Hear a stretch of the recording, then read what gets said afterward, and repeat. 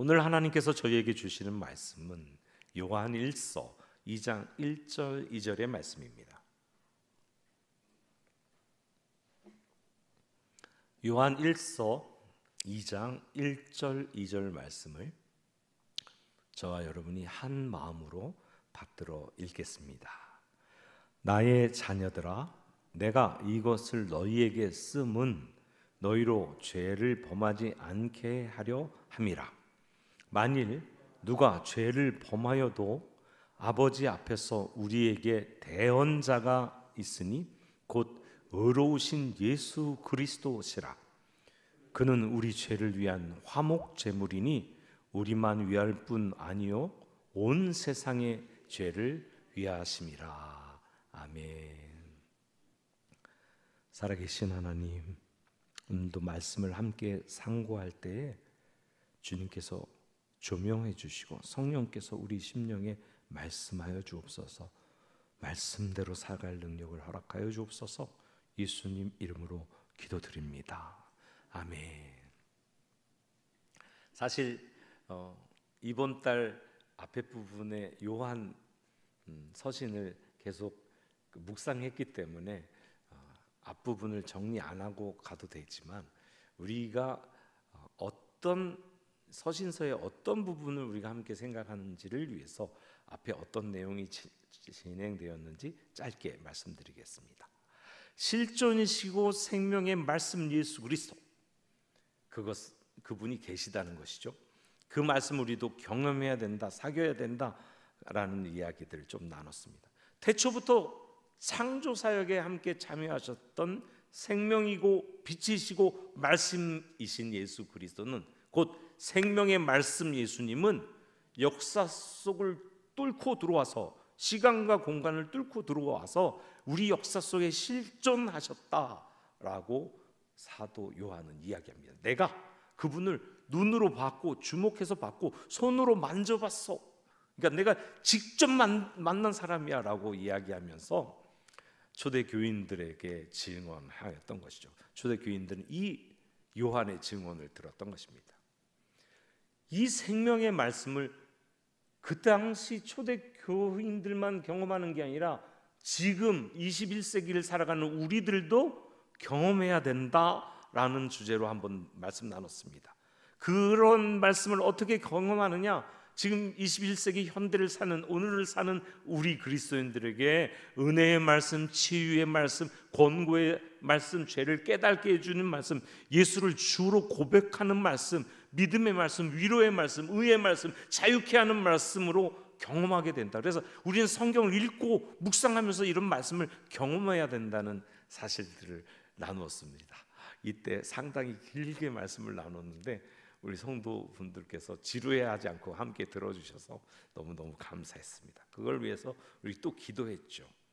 그리고 그 다음에 나눴던 말씀이, 이 생명의 말씀을 경험하는 것은 사귐이 있게 해준다. 어떤 사귐? 하나님과의 사귐, 또 그리스도인들 간의 사귐이 있게 해준다. 하나님과의 교제, 성도 간의 교제, 수직적인 교제와 수평적인 교제를 포함하는 하나님 안에서의 사귐을 갖게 되는데, 단순히 성도 안에 그냥 먹고 또는 일상을 이야기하는 그런 사귐이 아니라 영적인 사귐을 하기 시작한다는 거죠. 왜? 그리스도 안에서 성령을 통해서 하나님과 함께하는 사귐이기 때문에. 이 사귐을 통해서 얻게 되는 기쁨은 세상 사람들이 알 수도 없고 세상 사람들이 빼앗을 수도 없는 기쁨이다. 이런 기쁨을 함께 누리자고 함께 기도했습니다. 그리고 바로 지난 6월 30일에 나눴던 말씀은, 우리가 하나님과 사귀기 위해서는 아주 큰 문제, 전제 조건이 하나 있다. 그 문제는 바로 죄의 문제다. 죄는 분리를 가져와서 하나님과 우리를 분리시킵니다. 빛이신 하나님과 어두움인 죄가 공존할 수 없는 것이죠.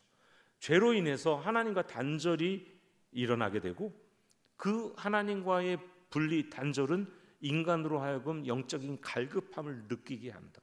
그래서 영적인 갈급함을 채우기 위해서 인간이 초월적인 어떤 것, 하나님스러운 어떤 것으로 그 부분을, 우리 영적인 부분을 채우려고 노력하지만 그 노력들이 채워지지 않으니까 종교를 만들고 철학을 추구하고 또 다른 선행을 추구하면서 그것을 채우려고 하지만 여전히 채워지지 않다. 여기는 하나님으로만 채울 수 있는 영역이기 때문에 그런 이야기를 나눴습니다. 그래서 사람들은 이 단절의 비극을 메꿔보려고 종교를 만들어 보지만 여전히 해결이 안 되는 그 상황에서 하나님이 방법을 내시는데 그것이 바로 예수 그리스도, 인간과 하나님 사이의 중보자로 하나님의 아들 예수가 이 땅에 오신 거예요. 이 땅에 오셨다, 그냥 사람으로 태어나셨다, 되게 간단한 것처럼 보여지는데 이 땅에 왔다는 것은 시간과 공간이라는 한계 안에 오셨다는 것입니다. 하나님은 한계에 갇히는 분이 아니세요. 시간과 공간이란 한계가 없으신 분이세요. 영원의 차원에 계하시는 분이 시간과 공간을 뚫고 들어오셔서 한계 안에 갇히는 상황이 되었다라고 말씀드리는 거예요. 그것을 예수님이 감내하시고 우리의 죄를 위해서 오셨고 이 세상 모든 죄를 지셨고 십자가에서 자기의 생명을 내어주셨어요. 그리고 용서하셨어요. 그래서 그 미쁘신, 그렇게 믿을 만한 그 주님을 우리가 믿으며 믿고 죄를 고백하면 용서받는다. 바로 1장 마지막 부분의 내용입니다. 그렇게 말하면서 2장 오늘 본문에 와서 뭐라고 말하냐면 이거 쓰는 이유가 딱 하나야. 너희로 죄를 범치 않게 하려고 쓴다고 말하고 있습니다. 성도들로 하여금 죄를 범치 않게 하려고 편지를 쓰고 있다는 것입니다. 죄를 범하지 않는다, 이것은 거룩에 관계된 문제입니다. 거룩. 죄를 범하지 않는다는 것은 성화에 관계된 일입니다. 성결한 삶에 관계된 일입니다. 우리 성결교단은 성결을 아주 중요한 교리로 내세우고 있죠. 왜? 거룩한 삶을 추구하는 것이 그리스도인의 본분이라는 거예요. 그것이 죄의 문제와 직결되어 있습니다. 죄를 범하지 않기 위해서 이 편지를 썼다는 얘기는 초대교회 교인도 죄를 범하고 있었다는 것을 이야기하는 거죠. 그들도 죄의 문제가 있었다는 것입니다.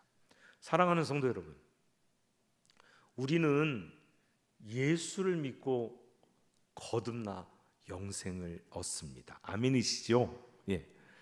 근데 많은 분들이 예수 믿고 거듭나 영생을 얻는 것이 신앙생활의 끝 또는 신앙생활의 전부라고 이해하는 분들이 많아요. 여러분, 영생 얻는 것, 천국 가는 것 너무나 중요하죠. 아니, 가장 중요한 건 맞습니다. 가장 중요한 건 맞습니다. 그러나 성경은 거기서 멈추지 않고 영적인 성장과 성숙에 관해서 이야기하고 있습니다. 예수 그리스도의 장성한 분량까지 자라가라고 말하고 있습니다. 예수 그리스도의 마음을 품어서 예수님 닮아가는 삶을 살라고 이야기하고 있단 말이죠. 그러니까 영생 얻는 걸로 끝이 아니라 영생을 얻은 사람으로서 그것에 걸맞는 삶을 살라는 이야기를 성경은 반복해서 하고 있고 그것이 예수 그리스도를 닮아가는 삶입니다. 영적 성장과 성숙의 가장 큰 걸림돌은 무엇일까요? 영적 성장하고 싶은데 더 성숙해 가고 싶은데 가장 큰 걸림돌이 뭘까요? 네, 요한은 지금 죄라고 말하는 겁니다. 바로 죄의 문제라고 딱 집어서 이야기하고 있는 것입니다. 21세기를 살아가는 우리들도 신앙을 다시 한번 하나님 기준에 맞추어서 돌아볼 필요가 있습니다. 빛 대신 예수님을 주라고 그리스도라고 고백한다면 우리가 여전히 어두움 가운데 있으면 아니 되옵니다. 그죠? 예수님을 주라고 믿었으면 우리도 빛 가운데 나가서 빛 가운데 생활해야지 주라고 고백하면서 우리는 아직 어두움 가운데 있으면 그건 잘못된 거죠. 주라고 고백하는 우리가 죄를 즐거워하는지, 죄를 습관적으로 지고 있는지, 죄에 대해서 무감각한지 한번 점검해 볼 필요가 있다는 이야기입니다. 예수 그리스도의 십자가 희생을 통해 주어진 구원의 은혜가 많은 사람들이 대가 없이 공짜로 받은 선물이다, 값주지 않고 받은 선물이다라고 생각해서 하나님의 은혜를 값싼 은혜로 착각하는 경우가 있습니다. 우린 선물을 돈 안 내고 받았지만, 영생을 돈 안 내고 받았지만, 하나님은 금전적 가치로 산출할 수 없는 엄청난 값비싼 대가를 지불하신 거예요. 자기 아들의 생명을 지불하셨어요. 그러므로 우리가 그냥 공짜로 받았다고 이해하면 안 됩니다. 값없다는 얘기는 영원의 가치이기 때문에 값없다가 아니라 너무 고귀한 가치이기 때문에 우리가 값을 매길 수가 없어서 값이 없는 거예요. 구원의 은혜가 대가 없이 우리에게 주어진 것은 하나님께서 정말 측정할 수 없는 가치인 값을 지불했기 때문입니다. 자신이 올바른 신앙을 가지고 있는지, 혹 조금 잘못된 신앙을 가지고 있는지 점검하는 테스트 방법은 죄가 내 속에 들어오면 용납하고 그것을 나름 즐기고 있는지를 판별해 보는 겁니다. 죄가 내게 다가오거나 내가 자칫 짐짓죄를 범한다, 자범죄를 모르고 짓는다, 이럴 때 그것이 죄가 결국에는 멸망으로 이끌 것을 알고 안타까워하고 피 흘리기까지 싸우며 죄와 대항하고 있는가, 그걸 점검해 보는 겁니다. 하나님과 사귐이 있는 사람은 죄에 대해서 대하는 태도가 완전히 다릅니다. 죄에 민감하게 되죠. 조그만 죄라도 나의 정결함을, 나의 거룩함을 성결하게 살려고 하는 것을 걸림돌이 될까 봐 그 부분을 제거하려고 노력하는 거죠. 죄를 져도 무감각하게 진다면 좀 걱정되지 않을까요? 하나님이 죄를 미워하는 것처럼 우리도 하나님과 같은 마음으로 죄에 대해서 미워해야 하나님과 더 깊은 사귐 가운데 들어갈 수 있는 것입니다. 오늘 본문에는 하나님과 사귀는 사람으로서 죄를 범하지 않게 하려 함이라고 말한 그 바로 다음 구절에 만일 누가 죄를 범하여도 하나님 앞에서 우리에게 대언자가 있으니 곧 의로우신 예수 그리스도시다 라고 말씀합니다. 이 표현이 조금 잘못 오해가 될 수 있을 것 같아서 다시 한번 설명합니다. 하나님과 진정한 사귐이 있다고 해서 100% 영적인 그리스도인이 돼버리는 것이 아닙니다. 왜냐하면 우리는 아직 육체를 가지고 이 세상을 살고 있거든요. 그러니 이 세상에서 만나는 죄악된 상황들을 부딪히고 있어요. 그러니까 우리는 어쩔 수 있어요? 죄에 알게 모르게 물들 수 있는 상황이에요. 정말 마음은 원이로되 육신이 약하여 죄를 짓게 되는 경우가 있다는 것이죠. 원래 우리의 본성은, 인간의 본성은 죄로 타락한 본성이기 때문에 육체의 소욕을 쫓게 되어 있습니다. 이 세상 공중 권세 잡고 있는 악한 역의 세력이 온갖 방법을 동원해서 알게 모르게 죄를 짓게 만든다는 말입니다. 어떤 사람은 죄인지 모르고 짓고요, 어떤 사람은 습관적으로 죄를 져요. 어떤 사람은 필요 때문에 죄를 져요. 이거 필요 악이야, 어쩔 수 없어. 어떤 사람은 관계 때문에, 직장 상사가 뭐 시키면 그 관계 때문에 안 할 수 없어. 사랑하는 사람이 뭘 부탁하면 안 할 수 없어, 관계 때문에. 어떤 사람은 업무 때문에, 어떤 사람은 자기가 계획한 그 계획을 이루어 가기 위해서 여러 가지 모양, 여러 가지 방법으로 사단은 그리스도인들로 하여금 죄에 접촉하게끔, 죄에 물들게끔, 진흙탕을 걸어가면 신발이 더러워지듯이 그런 방법들을 써서 죄를 짓게 만든다는 것이죠. 현대인의 질병 중에 당뇨병이라는 질병이 있습니다. 당뇨병을 치료하는 방법은 아직 나와 있지 않습니다.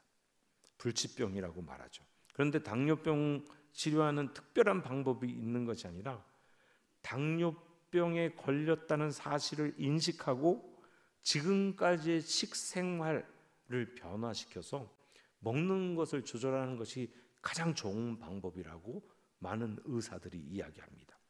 계속 자기의 혈당을 체크하고 점검하면서 식이요법을 하는 것이죠. 그것이 장수할 수 있는 병이 된다는, 당뇨가 있음에도 불구하고 장수한다고 합니다.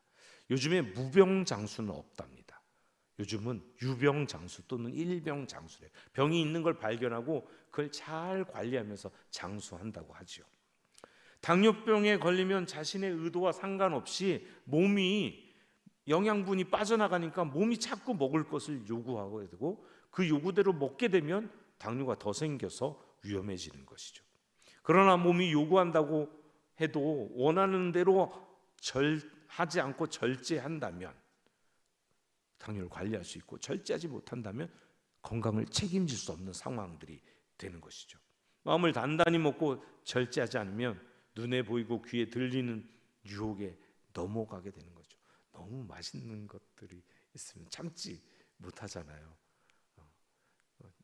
이게 누구 얘기하면 좀 그렇지만 빵에 약하신 분이 있어요. 저도 빵에 약합니다.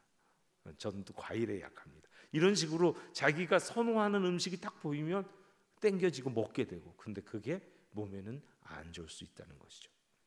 예수 그리스도를 믿고 거듭났다 하더라도 육체를 입고 있는 인간은 바로 육체의 영향력 아래 있기 때문에 죄를 조장하는 주위 환경에 노출되게 되어 있습니다. 그로 말미암아서 마음이 오는데 육신이 약하여 죄를 짓는 경우가 있어요. 아까 사단이 여러 가지 방법으로 죄를 짓게 만들고 또 육신이 약하여 죄를 짓게 되는 방법이 있다는 거죠.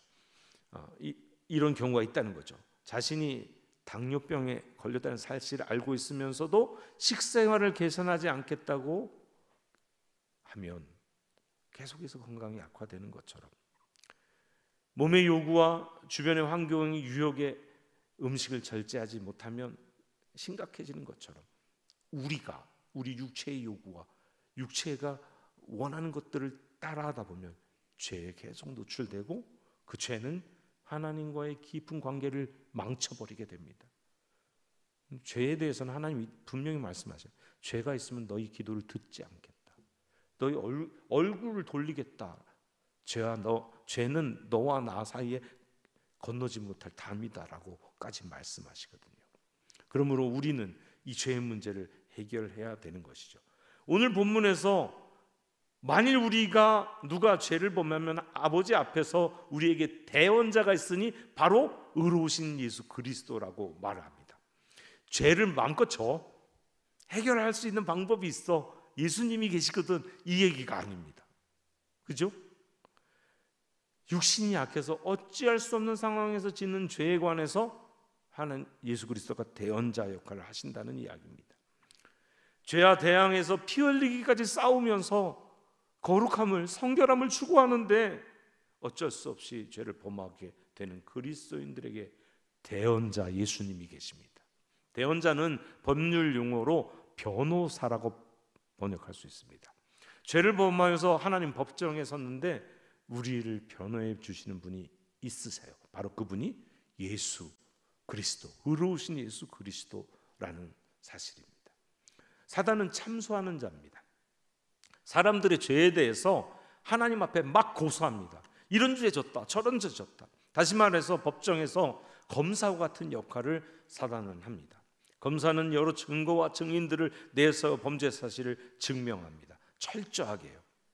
하나님 법정에서 검사에게 숨길 수 있는 것이 없어요. 적나라하게 다 드러나요.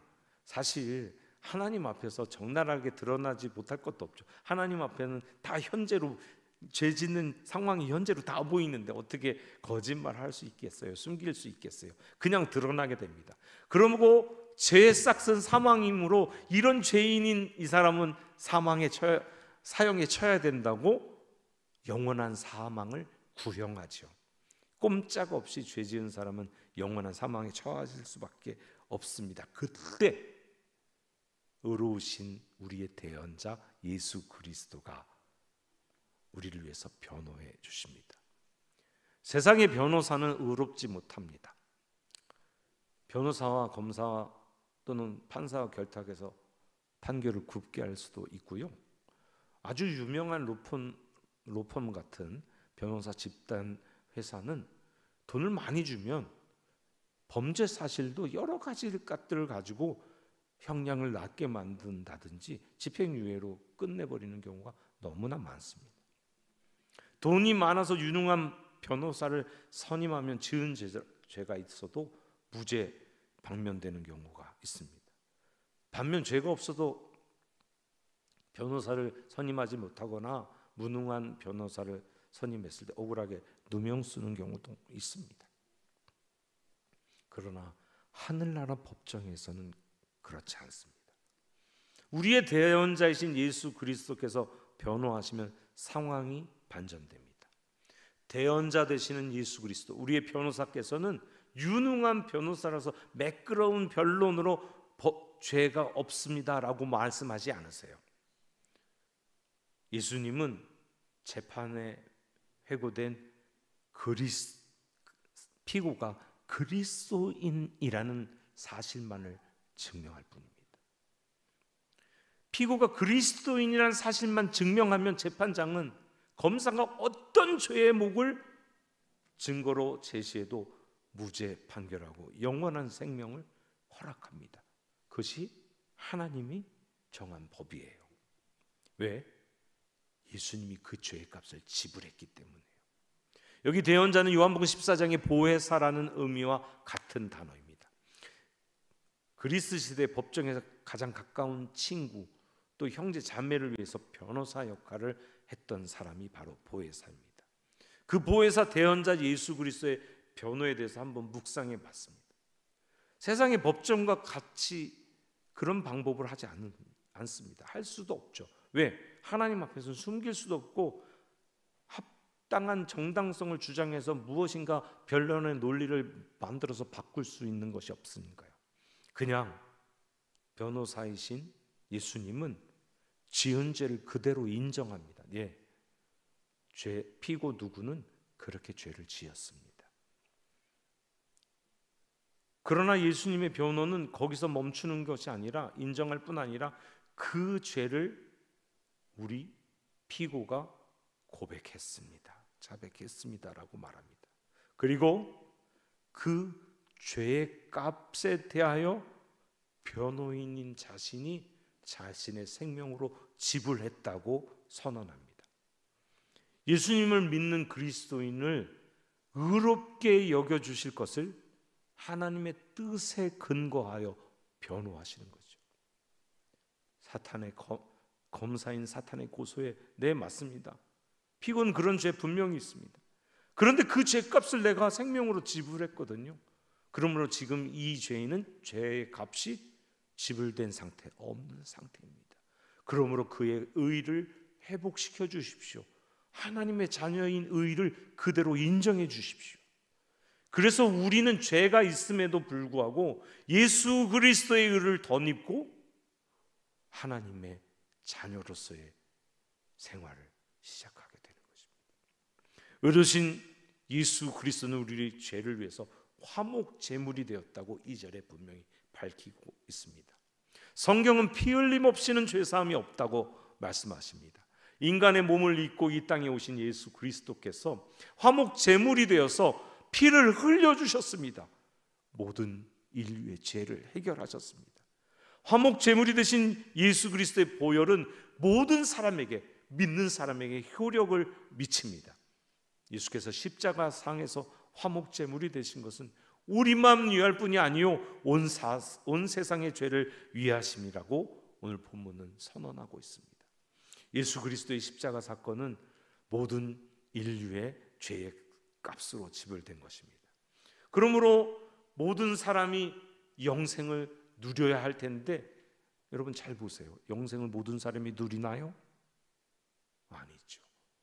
하나님의 법을 받아들인 사람, 예수 그리스도를 영접한 사람만, 믿음을 가진 사람만 영생을 누립니다.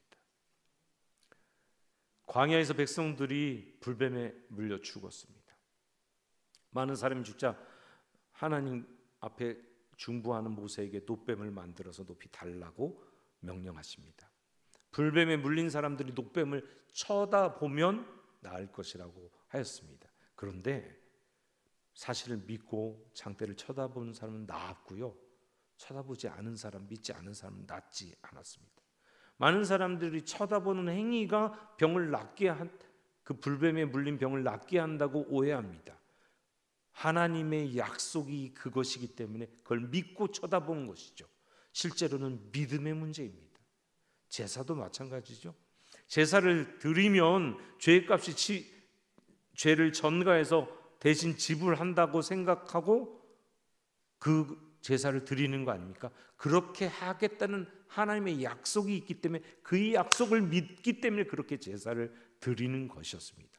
그런데 유대가 후대로 내려갈수록 이 믿음보다는 제사 행위만을 유지했어요. 그러니까 하나님이 뭐라고 말씀해요? 야, 그런 제사 지겹다. 나 그 기름 태우는 냄새 지겨워. 내가 원하는 건 그런 게 아니야. 상한 마음이야. 죄를 통회하는 마음이야. 이렇게 말씀하지 않습니까? 곧 제사도, 놋뱀을 쳐다보는 것도, 예수 그리스도를 믿는 것도 다 믿음의 문제입니다. 하나님 말씀, 하나님의 약속을 믿는가의 문제입니다. 그리스도인은 예수께서 십자가에 달려 자신의 죄를 대속하셨다는 사실을 믿는 사람입니다. 그 믿음 안에 사는 사람입니다. 영원한 멸망에 처해야 할 자기 자신이 죄의 싹을 예수께서 갚아주셨기 때문에 그 믿음으로 예수를 주로 영접한 사람, 주의 뜻대로 사는 사람입니다. 그러니까 죄의 값을 해결받은 그 그리스도인은 죄의 문제에 대해서 민감해야 되는 거예요. 예수님이 지불해 주신 그 죄를 다시 짓는다면 예수님의 보혈의 공로를 우습게 여기는 꼴이 되는 거죠. 자신의 죄가 예수께서 십자가를 지셔야 할 만큼 심각한 죄였다는 사실을 철저히 자각하고 죄와 구별되는 삶, 곧 거룩한 삶, 성결한 삶을 살려고 노력하는 사람이 그리스도인입니다. 육신을 입고 있음으로 말미암아 죄를 짓지 않을 수는 없으나 그의 행동의 동기는 항상 예수님을 향한 사랑입니다.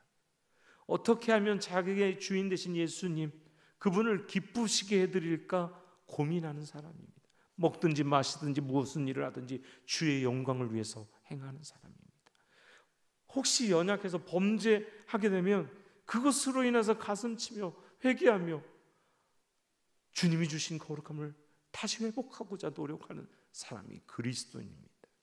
사랑하는 성도 여러분, 오늘도 하루를 살면서 우리에게 스며들듯이 오는 죄의 유혹, 그냥 알게 모르게 흙탕물 밟듯이 밟게 되는 죄들이 있을 수 있습니다.